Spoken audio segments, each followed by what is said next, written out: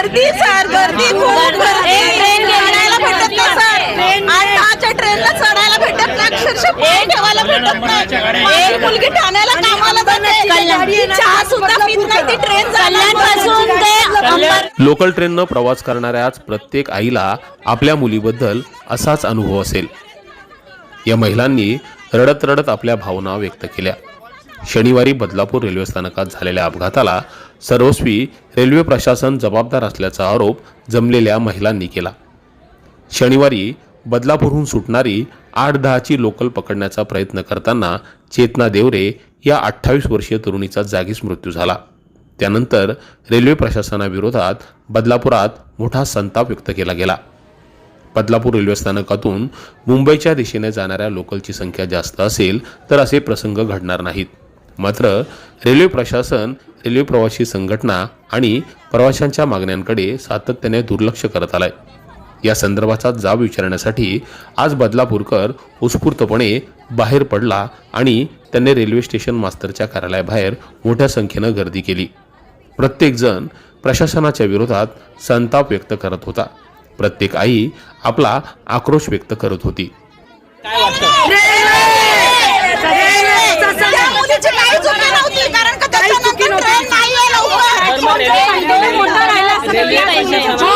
Railway प्रशासनाला आणि जेव्हा प्रशासनाला ही बाब तुम्ही निदर्शनास आणून दिली का? लोकल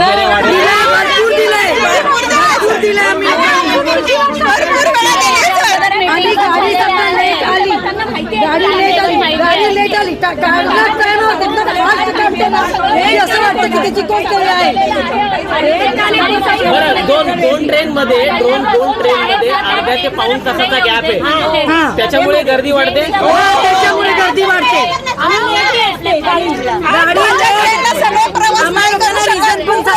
का लेट असते गाडी? का लेट असते गाडी? रिझन सांगा आम्हाला. धुका आहे, पाऊस आहे, काय आहे? का जेव्हा अनाउन्समेंट करते, जेव्हा अनाउन्समेंट होता ऐकायला येत नाही. काय अनाउन्समेंट ती करते? तिला स्वतःला ऐकायला येतं का?